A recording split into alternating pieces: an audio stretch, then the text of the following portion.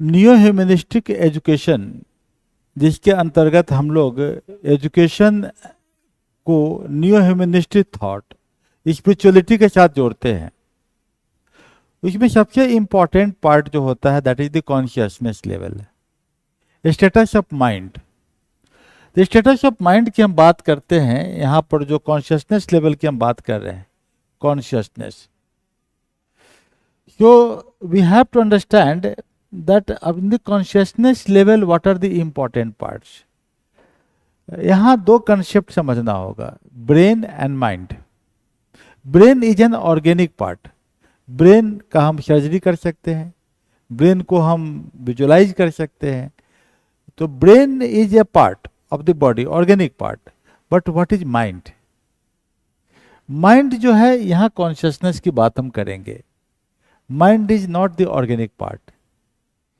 It is having some related with the consciousness, चित्ता, जिसको हिंदी में बोलते हैं चित्त अवस्था पे, चित्ता। It is a mental plate bridging energetic anatomy and biopsychology. That mind is coming under the concept of biopsychology. तो साइकोलॉजी के अंदर में जब हम स्पिरिचुअलिज्म की ओर बढ़ेंगे तो बायोलॉजी एंड स्पिरिचुअलिज्म और साइकोलॉजी, ये तीन सब्जेक्ट इसके अंदर में इंपॉर्टेंट हो जाएगा। तो एक comprehensive synthesis and reference guide के तौर पे हम लोग इसकी बात कर रहे हैं। अब कॉन्शियसनेस लेवल में देखिए, आपको समझना होगा the energy, this is the flow of energy is there. Here two concepts are there, one is Shankara, another is Pratishankara. Shankara means, previously हम उपनिषद में जानते हैं कि there was nothing, there was nothing, and from there the concept of the atma came, the concept of consciousness came. There, from there it was the ethereal aspect. This ethereal aspect is still there, it is everywhere, all pervasive, हर जगह है ethereal aspect. And in every element that ethereal aspect is there. अभी जो particle physics की हम बात कर रहे हैं, new humanist education is having the scientific base. Like I am having a magazine, this one the Gurukul network, our is Gurukul Vidyapeeth. So this is the Gurukul network under the Ananda Marg Gurukula. The Gurukula in Ananda Marg tradition, it is known as university. The neo humanist change makers. This is the magazine. This magazine is being published on every quarterly, and the January issue is there. We find that in so many countries, the neo humanist education work is going on. और जैसे Brazil है या आपका Taiwan है, यहाँ पर काफ़ी high level में इस पे काम हो रहा है। They are working on the spirituality as well as on the education. Denmark में भी there are so many countries, more than, I mean, 34-35 countries where the prominent works are taking place. तो हम लोग यहाँ पर जो बात करें ethereal aspect, then what happens कि हम देखते हैं कि वहाँ से जहाँ लाइफ है, एयर का फॉर्मेशन होता है। There was no air when earth was formed, there was no air. Air जो यहाँ आया है, इसमें सबसे बड़ा रोल जो होता है वो एक ब्लू ग्रीन एल्गी, बैक्टीरिया का रोल है। ब्लू ग्रीन एल्गी, तो फाइटोप्लैंक्टन, आज भी सबसे ज़्यादा ऑक्सीजन जो देता है वो फाइटोप्लैंक्टन देता है। तो फाइटोप्लैंक्टन कंट्रीब्यूट, यूपीएससी में क्वेश्चन भी आया है कि सबसे ज़्यादा ऑक्सीजन कौन प्रोड्यूस करता है? तो सबसे ज़्यादा oxygen, not the rain forest, question was that which produces more oxygen, तो not the rain forest, it is the phytoplankton which produces more oxygen.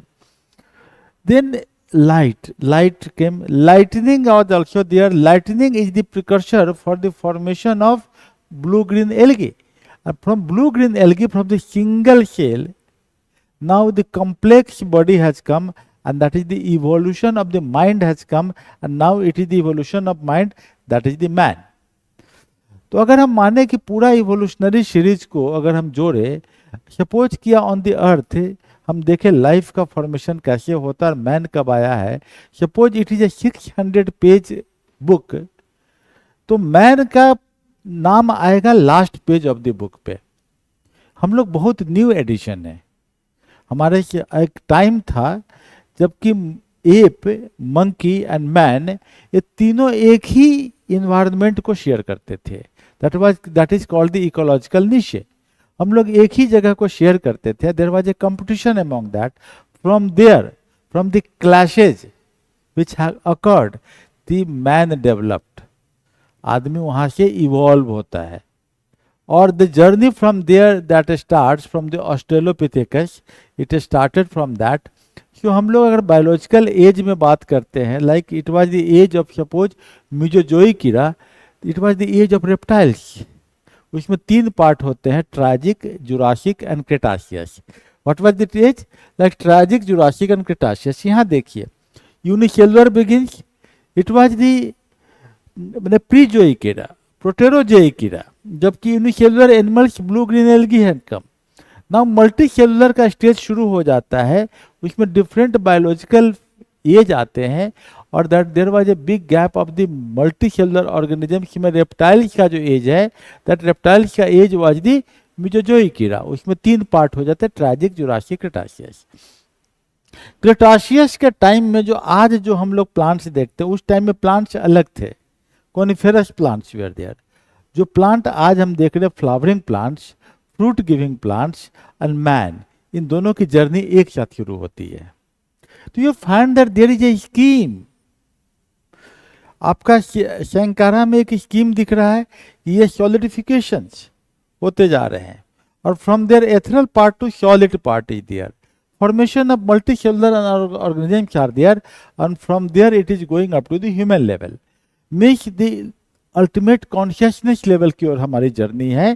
It was the creation of the creator, that it is the divine journey for the consciousness level, it is coming up to the human level.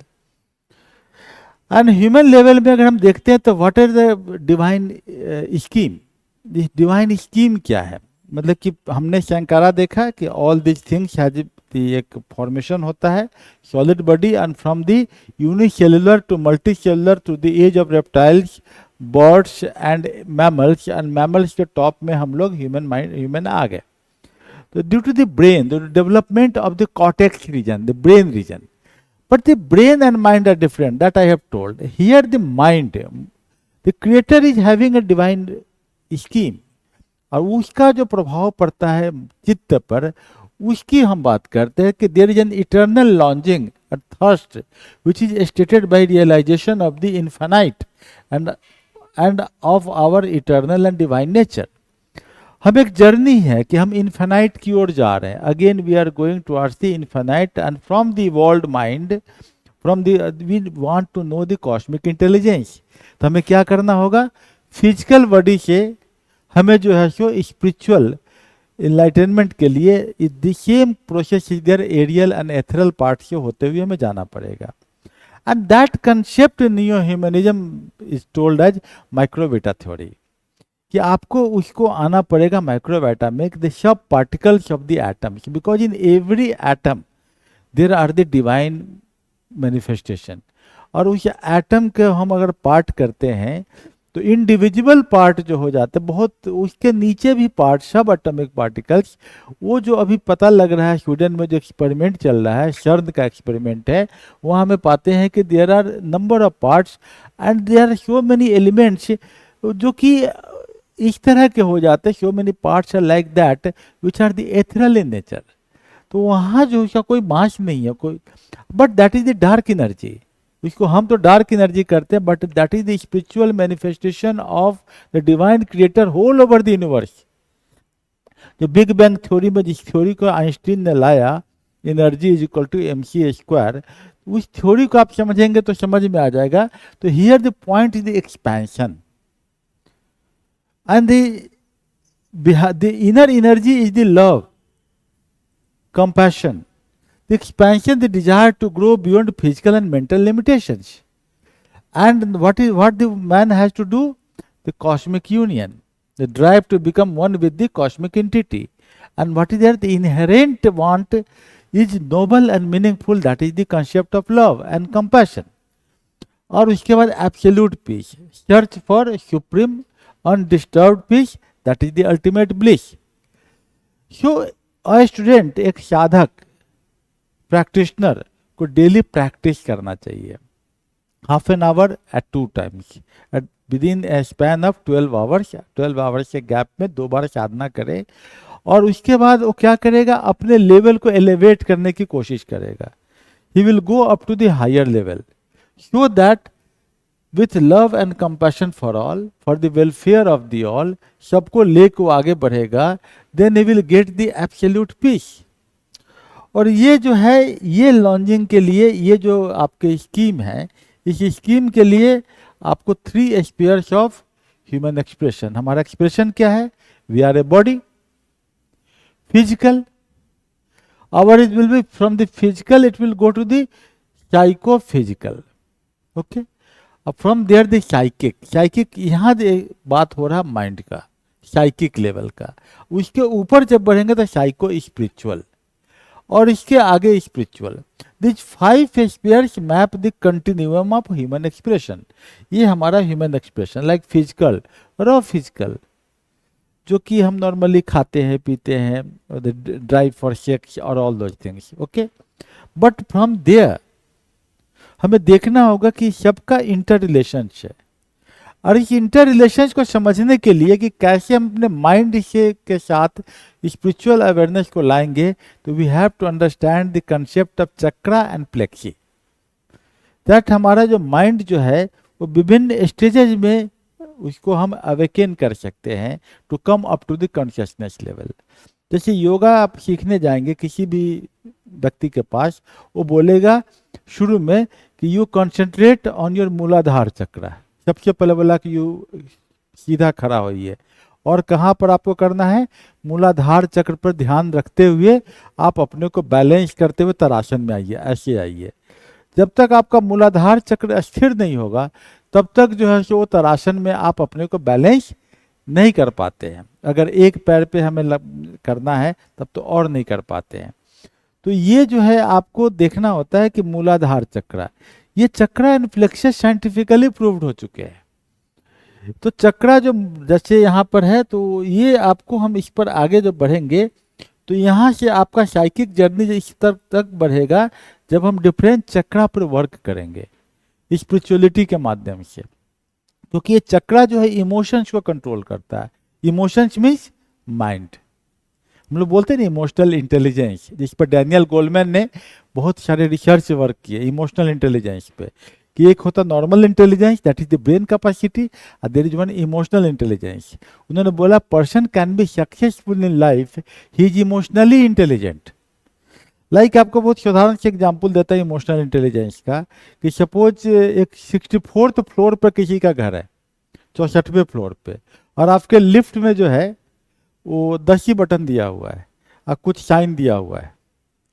जो normal IQ का आदमी होगा वो जल्दी से देखेगा कि अच्छा हमें जो है 10 आया, 10 इंटू 6 इंटू का साइन लगाया 6, उधर प्लस किया 4 किया 64 पे पहुंच जाएगा। हो सकता है कि इमोशनली इंटेलिजेंट आदमी इस चीज़ को जल्दी नहीं करे, लेकिन रास्ते में मान लिया कि लिफ्ट का ब्रेकडाउन हो गया, लिफ्ट रुक गया, तो जो इमोशनली इंटेलिजेंट आदमी है वो अपने माइंड को स्टेबल रखेगा। उस क्राइसिस में भी वो बिल्कुल स्टेबल माइंड रख के वो उतना विचलित नहीं होगा, he will not be that much disturbed. तो ये जो है इमोशनल इंटेलिजेंस का। तो नॉर्मली माना जाता है कि good social leader whose are very high, they are having high emotional intelligence, उनका एम्पैथी एलिमेंट बहुत स्ट्रांग होता है। तो आप कभी ये मत बोलिए कि नेता हमेशा बेकार ही होता है। Normally good leaders are having good emotional intelligence.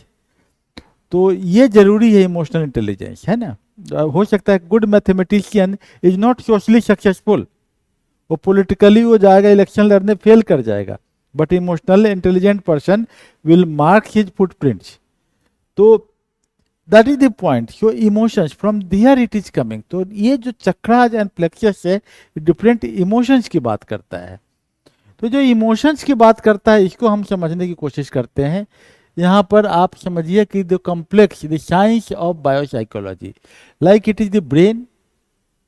Brain controls all the organs like digestive organs, lungs, heart, everything it is being controlled, or the different organs is controlled. How does it control? Through the nerves hormones, endocrine glands. These all are the things that the brain controls all those things. And you know, for every, there are 50 types of hormones. These hormones are having direct relationship with the chakra. ये छोटा सा example देता हूँ, जैसे कि बहुत अच्छे जो एक्टर होते हैं, जो कि नॉर्मल वे में एक्टिंग करके ऐसा सीन क्रिएट करते हैं कि बाकी में उनके आंखों से आंसू आते रहते हैं, ही इमोशनली वेरी, मतलब कि इमोशनली वो पूरा इमोशंस अंदर में आ जाता है कि लगता है कुछ को किसी का रिलेटिव का डेथ हो गया, उस तरह का नेचुरल सीन क्रिएट कर देता है, लाइक नसीरुद्दीन शाह और स्मिता पाटिल और Shabana Azmi, this type of the legendary actors, है ना। उनका एड्रिनल ग्लैंड्स जो है that is near the kidney, उस पर स्ट्रेस पड़ता है, द हार्मोन्स फ्रॉम देयर। वो कौन सा चक्र है भाई? तो मूलाधार से ऊपर उस चक्र पे जाके वो जो अपने एड्रिनल ग्लैंड्स को एक्टिवेट करते हैं। तो the complex body mind interaction, the physiology of the body plays an important role in understanding the functioning of the mind. यहाँ समझ, जैसे मैं एग्जाम्पल एड्रिनल ग्लैंड से आपको दे रहा हूँ, तो biopsychology teaches the 50 main glands and sub gland secrete hormones which help a particular feeling be expressed. तो particular feelings, this glands are grouped into plexi.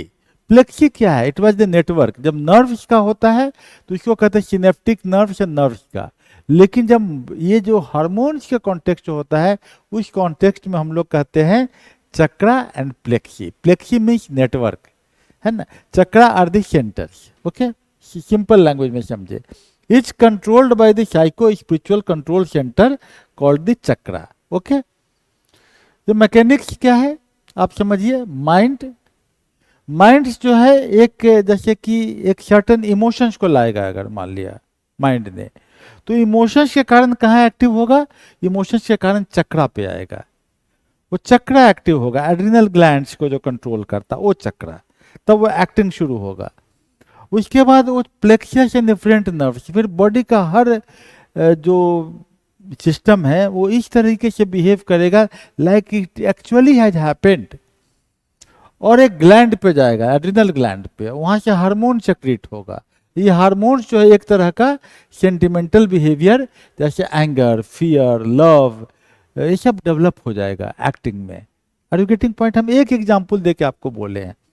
This way all the chakra, like there is the Ajna chakra, अज्ञान चक्र, तो यहाँ जो है ये अलग control करता है। मेलानिन का सेक्रेशन होता है, मेलानिन का सेक्रेशन होता है, you become very happy, bliss में पहुंच जाओगे। जैसे योगी बोलते हैं कि अपने जीव की अवस्था को उल्टा रखो, जीव को तालू से सटा कर रखो उल्टा करके, है ना। तो क्या होता है कि so that the melanin will secreted, वो जो अमृत है वो नीचे आएगा जीव पे, that is known as the khechari mudra. तो ये जो हमारा अष्टांग योगा जो हम पिछले क्लास में देखे, वहाँ पर योग, आसन में बहुत इंपॉर्टेंट है प्राणायाम, तो वहाँ से आपको जो है सो खेचरी मुद्रा, तो मेलानिन सेक्रेशन होता है। These are the scientific base of the yoga, okay. तो ये आपका the interplay of mind, vital energy, chakra, plexi, gland, nerve brains, ये सभी रिस्पॉन्सिबल है for our behaviour. So what is the point? If you control our behavior in a spiritual way, then we are full of energy. हम थकेंगे नहीं, हम 2 घंटा सो के भी हम उतना ही एनर्जेटिक रहेंगे जितना कि कोई नॉर्मल 7 घंटा सो के रहता है। तो suppose people are having suppose 12 hours of working, you can work for 14 hours. Quite natural, you are getting more time, तो आप ज़्यादा सक्सेसफुल होंगे लाइफ में। So this is very important aspect. यही new humanism is a science. It is nothing to have with Hindu, Muslim or Christianity religion. It is having embodiments in each and every religion. But उसके dogmatism और sentiment से ऊपर है. It is a science, a rational. अब हम लोग सीधे इतना नहीं करते, सीधे हम लोग चक्रा पे आते हैं कि चक्रा है कहाँ कहाँ। ये आपका देखिए ब्रेन है, ब्रेन से पूरा कंट्रोल होता है, ऑल द सेंटर्स। और ये जो है टोटल जो वृत्तिज हैं, बहुत तरह की वृत्तियाँ, हजारों वृत्तियाँ हैं, और ये जो वृत्ति हमारी है मतलब बिहेवियर पैटर्न है, इन सबों का रिलेशन जो है किससे है? हमारे माइंड, ब्रेन, इसका कंटिन्यूम के बीच में हमारे कौन से चक्रा एंड प्लेक्सीज है। तो यहाँ पर हम लोग आते हैं द 7 चक्रा। चक्र देखिए, सबसे पहले जो जेनाइटल ऑर्गन है उसके ऊपर कॉक्सिक्स के पास एक एनर्जी सेंटर है। मीन्स जो जेनाइटल ऑर्गन है पेल्विक रीजन में कॉक्सिक्स के ऊपर एकदम जहाँ स्पाइनल कॉर्ड खत्म होता है उसके पास में एक चक्र है, प्लेक्सस एनर्जी सेंटर है।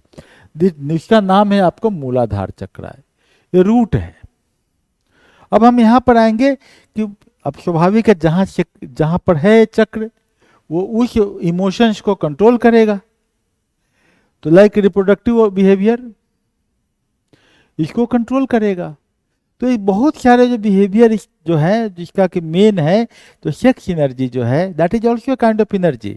देयर वाज अ पर्सन जो हमारे रहे ओशो ने बोला, एक उनका किताब है ट्रांसेंडेंस के लिए sexual energy has to be manifested. तो सबसे इंपॉर्टेंट है इस एनर्जी सेंटर के को चैनलाइज करने का, ये चैनलाइज करना बहुत जरूरी है। तो ये मूलाधार, इसीलिए जब योग सीखने जाएंगे अच्छे योगी के पास, अयंगर योगी के पास, जो अयंगर ने जिनको ट्रेंड किया है वैसे योगी लोग काफ़ी सारा बड़ा स्कूल है। Shilpa Shetty is one of the Iyengar disciple also, Rekha is also their disciple है उसी का। तो ये लोग जो है कि उनका है कि मेनली वहाँ पर मूलाधार चक्र पे बहुत ज़्यादा काम करते हैं लोग।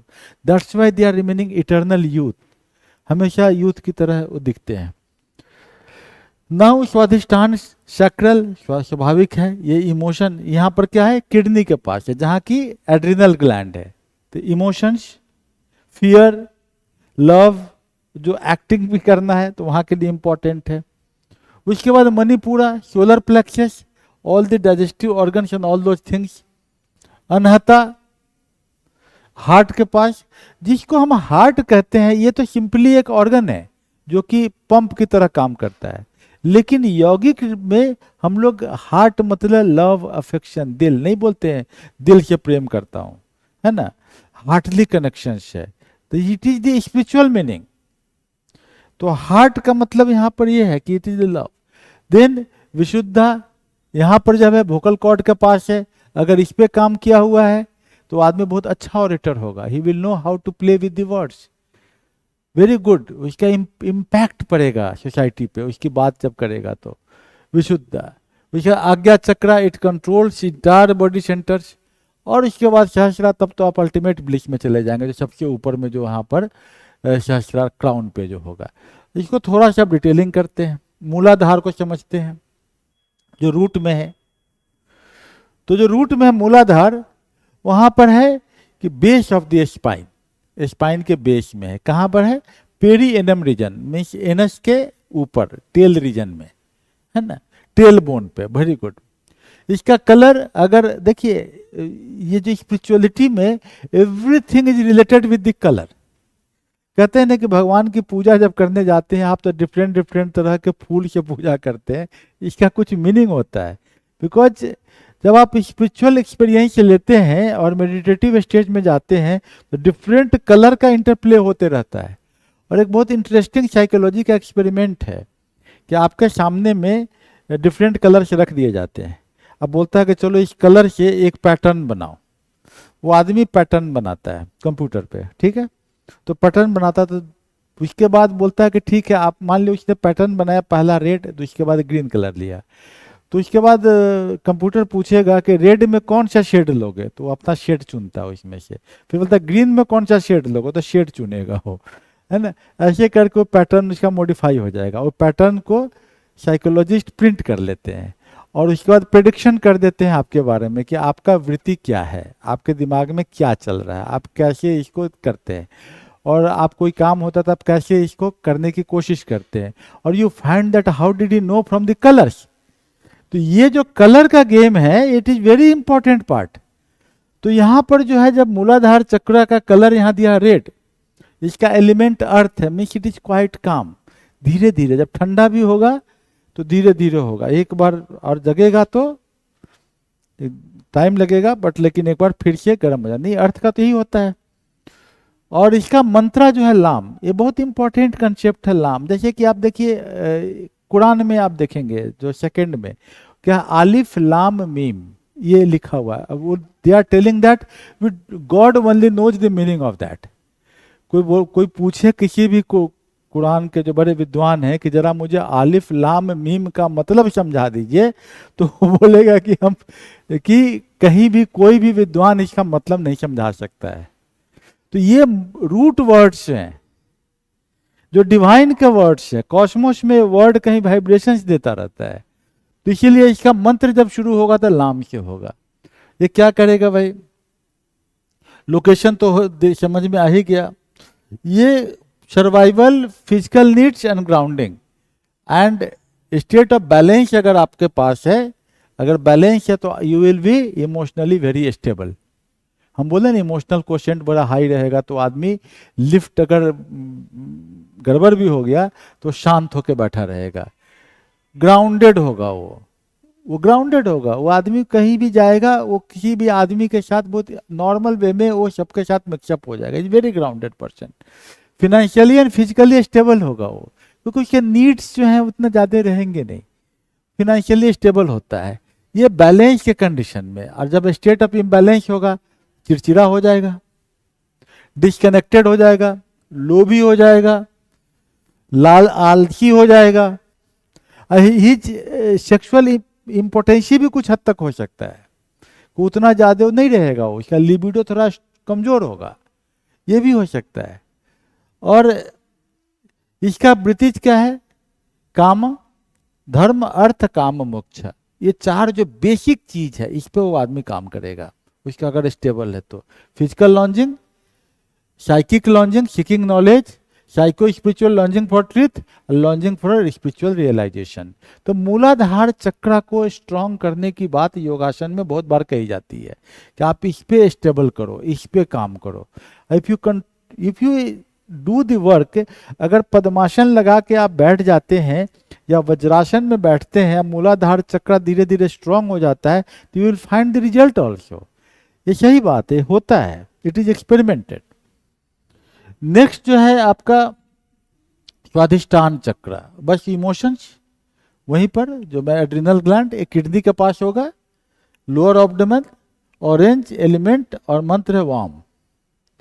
Creativity, sexuality, pleasure and emotional fluidity, ये बहुत इंपॉर्टेंट है। ये एक्टर्स लोगों में काफ़ी स्ट्रांग होते हैं नॉर्मली। क्रिएटिव होगा वो, sexuality that is the part, pleasure and emotional fluidity ये बड़ा स्ट्रांग होता है, खासकर एड्रिनल ग्लैंड्स जो जिसका जो आपका स्वाधिष्ठान चक्र जो कहते हैं सैक्रल रीजन में होता है, मतलब कि नाभि के 4 अंगुल नीचे, समझिए करीब करीब उसी के आसपास होता है वो आपका। वो टेल बोन में हो गया मूलाधार, और स्वाधिष्ठान उसके नाभि के 4 अंगुल नीचे आपको वहां पर सैक्रल रीजन होगा।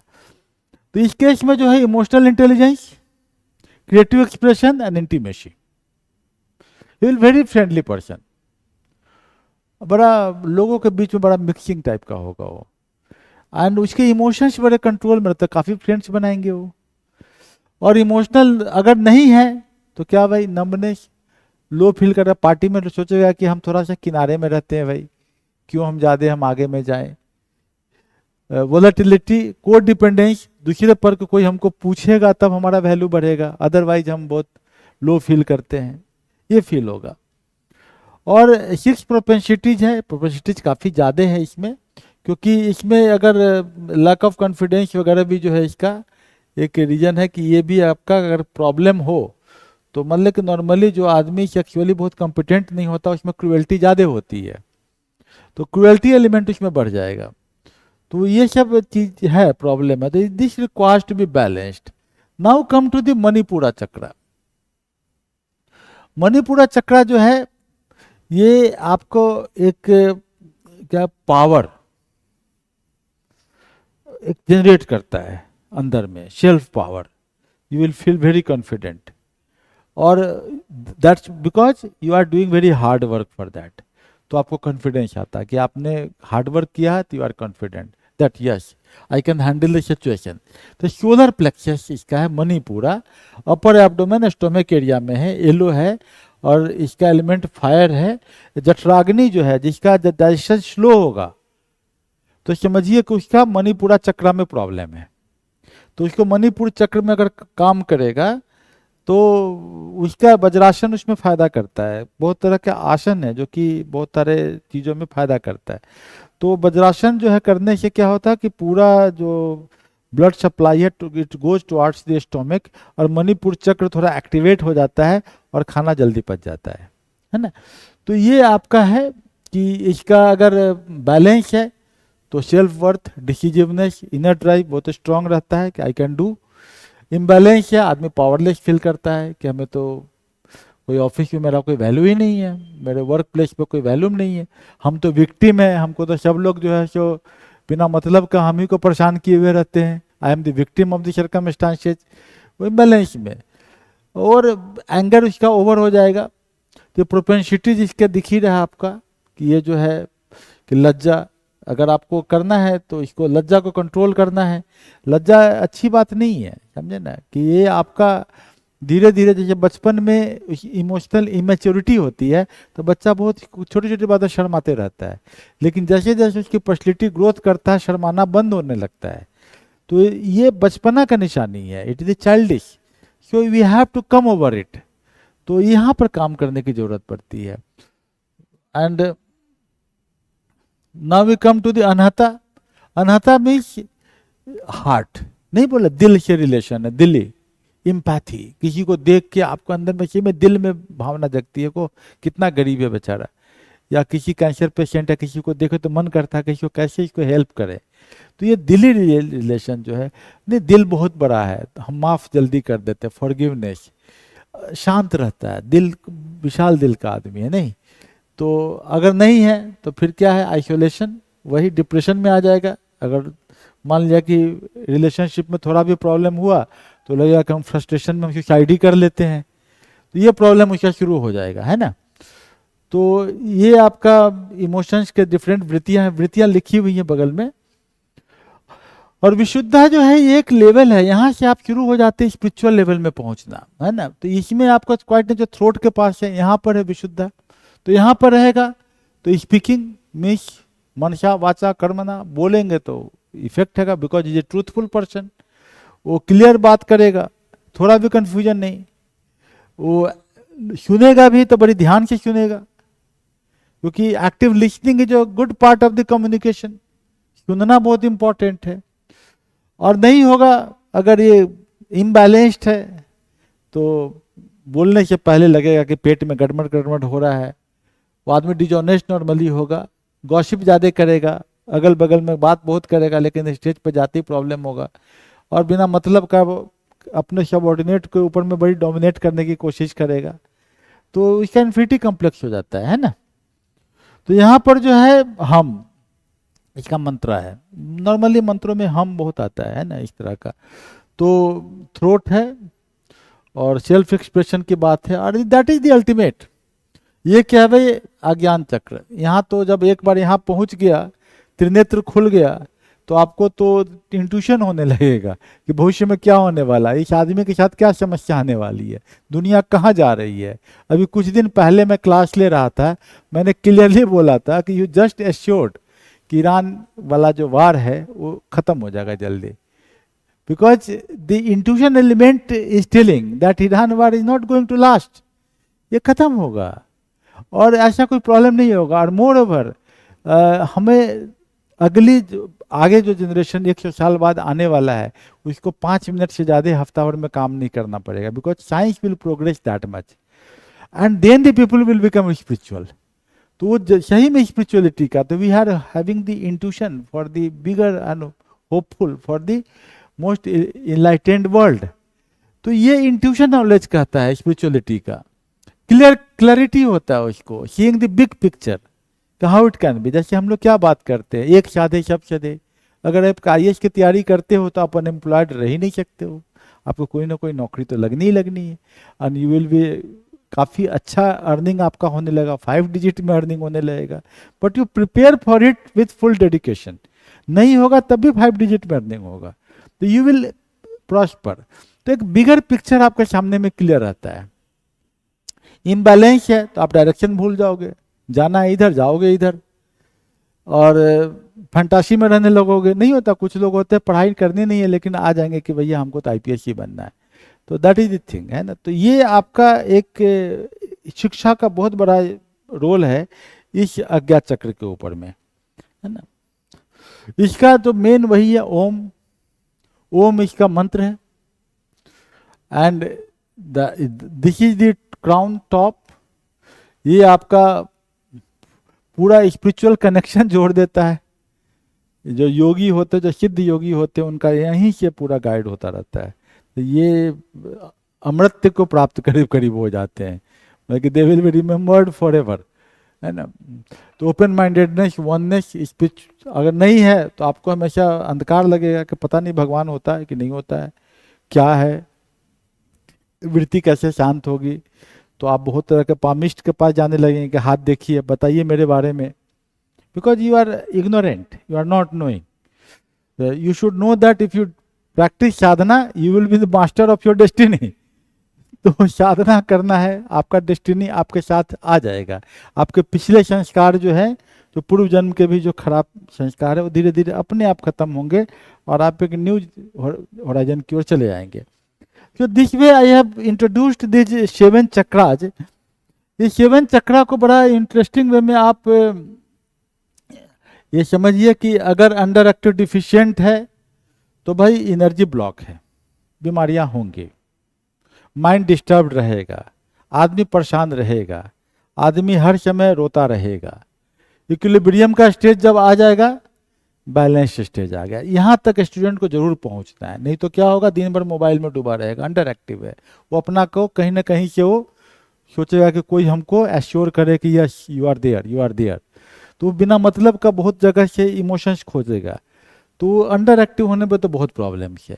यहाँ तो कम से कम स्टूडेंट को पहुँचना होगा, और यहाँ से जैसे जैसे वो करते चला जाएगा आगे तो ये ठीक होगा। लेकिन ये you should think their body should also tolerate all this energies, ये भी इम्पॉर्टेंट है। इतनी एनर्जी आ जाती है कि आपके बॉडी को भी धीरे धीरे योग, आसन और खाना पीना से उसको कंट्रोल करके ठीक रखना पड़ता है। कि नॉर्मली इसमें प्रॉब्लम हो लगता है, अगर बॉडी आपका उस लेवल का नहीं है तो कभी कभी ये एनर्जी जो है सब बैक फायर भी कर सकती है, दैट हैपेंस। सो एक अच्छा जो रास्ता है नियो ह्यूमनिस्ट का, उसमें क्या है, यू आर वर्किंग ऑन यम, नियम, आसन, प्राणायाम। यहाँ तक आप बहुत बैलेंस होकर चलना पड़ता है। ये 4 चीज़ों को जब बैलेंस करते हैं तो स्वाभाविक बात है कि ऊपर में मन की वृत्तियाँ जो हैं वो अपरिग्रह, उसके आगे में जो शुरू हो जाता है कि भाई हमारा ईश्वर परिनिधान वगैरह से शुरू होते हुए हम जो है सो शौच, संतोष, तप, ध्यान, धारणा, समाधि की ओर बढ़ते चले जाते हैं। तो दैट इज द पार्ट जो हम इसको जो है, इसको एक बार समअप कर लीजिए कि रूट माने मूलाधार, एलिमेंट अर्थ, कोर फोकस, सर्वाइवल, ग्राउंडिंग। अगर प्रॉब्लम है तो आपका ग्रिड स्लगनेस आ जाएगा, मतलब कि ज़्यादा एक्टिव अगर कर हो जाएगा तो ग्रिड स्लगनेस, अदरवाइज एंग्जाइटी वगैरह की ओर चला जाएगा। Sacral that is near kidney, अगर ये अंडर एक्टिव है तो लो लिबिडो, नंबनेस होगा, सेक्सुअली एक्टिव नहीं रहेगा आदमी। अदरवाइज अगर ज़्यादा हो गया तो प्रॉब्लम हो जाएगा। तो एनीथिंग इसको हमको बैलेंस करना पड़ता है। इसी के लिए कहा जाता है यम नियम का आप आधार बनाइए, योगा, आसन एंड प्राणायाम इसको अपनी वृत्ति में शामिल कीजिए, हमेशा अपने ऑक्यूपेशन में शामिल कीजिए, तो आपका एक स्टेबल तरीके से आप बढ़ेंगे स्पिरिचुअली। अदरवाइज अनगाइडेड भी प्रॉब्लम क्रिएट करता है। कुछ सिद्धियां तो मिल सकती हैं लेकिन वो प्रॉब्लम ही क्रिएट करेगा आपके लिए। तो ये आपको देखना होगा। तो I am sending this chart to you also again. So this is the point that physical body, environmental integration, जैसे कि आप वॉकिंग करते हैं या रूट वेजिटेबल्स वगैरह खाते हैं, है ना, आप वाटर के नज़दीक रहते हैं, तो इससे क्या इंटीग्रेशन रहेगा इन्वायरमेंट का, सन के साथ आप एक्सपोजर आपका होता है। तो फास्टिंग, एकादशी या पूर्णिमा को आप फास्टिंग करते हैं, तो ये सब चीज़ों को कभी कभी मौन व्रत करते हैं, तो ये सब रास्ते हैं जिस रास्ते से योगी लोग चलते हैं, सो दैट कि ये जो है चक्र पर हम लोग बैलेंस्ड वे में काम कर सके। It should not be under active, it should not be over active, it should be balanced. तो psycho spiritual connection, that is the sacral, solar plexus, heart, throat, third eye. Okay, so this you have understood. So I think that all humans we are working towards the evolution of our species and planet, हमें एक पूरे humanity को आगे बढ़ाना है. Spirituality is one of the way. Recognizing that all forms of life are interconnected expressions of one consciousness, जितने भी है प्रोटोजोन्स है, जितने एनिमल्स है, जितने क्रीचर्स है, इन सबों का कॉन्शियसनेस लेवल वन है. So we should have compassion towards all. The dual purpose of human life is the growth for the self realisation and benevolent service. हमारा काम है खुशी बांटना, दूसरे का भला करना, वेलफेयर करना, love and compassion for all. So I think that I should sum up the class. बहुत कि हमें जो है आज के क्लास में न्यू ह्यूमनिस्ट का बहुत बेसिक फाउंडेशन हमने समझा है कि what are the chakra and plexus, how does it control the human behaviour to reach up to the super conscious और कॉन्शियस लेवल में हम कैसे पहुंच सकते हैं, so that I will get the divine bliss in our self. We can feel that we are a part of the divine cosmos. इसके लिए हम लोग इस पे काम कर रहे हैं. Okay, thank you.